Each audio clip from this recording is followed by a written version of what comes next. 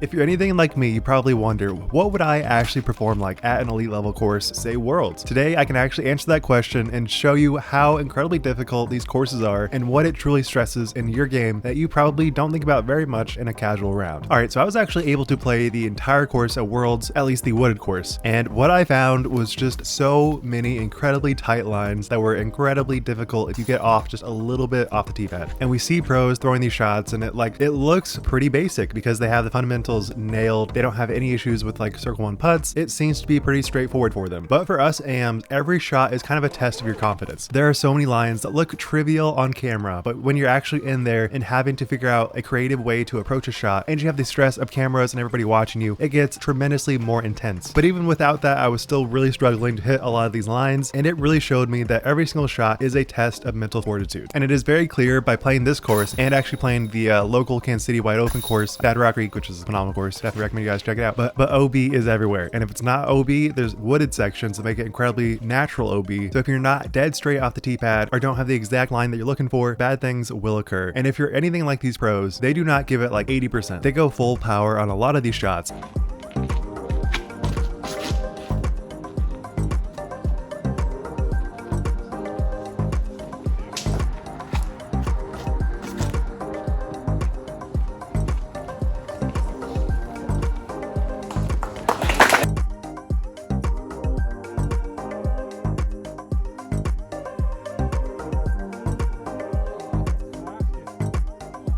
And it is incredibly intense to watch because you have a disc that might flip or might hyzer a little bit too much, and if it hyzers too much, it's gonna bounce and then kick way right. A lot of weird things happen on these courses that you just don't really plan for. And really the biggest factor that I was noticing on these courses was the elevation change. And I know we have some courses on tour where elevation isn't really a huge factor, but at least these two courses that I was playing, there is so much ups and downs, and it really stresses in your game. How effectively can you do a walk up on an uphill or a downhill? How easy can you project a throw when it's going downhill and it's gonna probably glide straight, but if it glides straight, it's going to hit trees all along the way, so you have to angle a little bit nose down, which a lot of AMs can't do, especially me. And so having all of these lines built into your game as just a fabric of what is required for a typical round is not even something I think about as probably one of the top 1% of people that watch DGN. I do not think about how crazy the elevation change is because on camera it looks pretty easy. Like obviously I don't think I would be a master, but it looks like, yeah, the hard part of the shot is actually probably hitting the line, not necessarily your walk up on an uphill, because you just don't really think about that. But when you're actually playing these courses, you have so much more to focus on, and it becomes an incredibly hard battle of, do I want to throw this shot that has a good line but could really go way left and way right and go way out of position, or do I want to throw a different shot that's a lot more conservative because I don't have the confidence to actually throw this shot yet? But inevitably, no matter where I was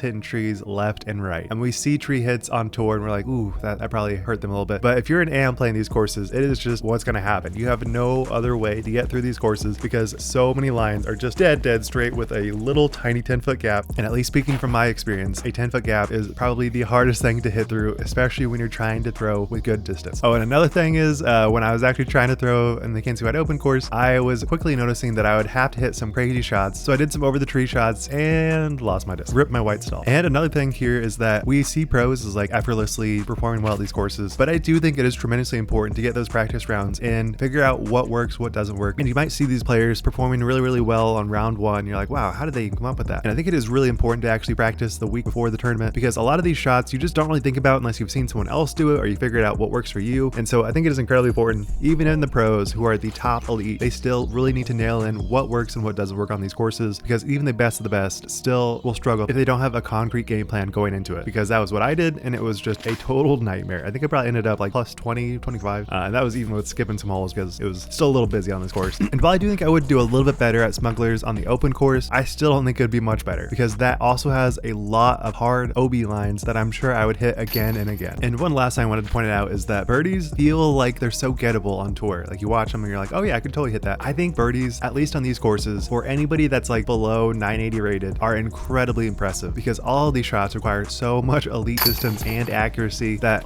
I was maybe getting to circle one on maybe one or two holes the entire course. And that was just for a birdie look, not even a birdie make. But with that said, I would love to see a pros versus Joes match finish at least at one of these courses again, because that really is the true test of how different players play when they're actually on the pro tour or they're just really good on the AM side. And there was actually one of those done at my local course in like 2019 at Waterworks in Kansas City, and that was just the most cool experience to see, because you can definitely tell that all these holes are gettable. They're gettable for AMs, they're gettable for pros, but the level of consistency and ease that pros do it is just so radically different. But with that said, what do you guys think? How do you think you would perform at Worlds? How do you think you would perform really at any course on tour? Because I'd love to know if there's one course out there that you'd be like, honestly, I think I would probably get like 500. I'd love to know what those courses are. But with that, thank you so much for watching. Be sure to subscribe. Wild Runs, signing out. Peace.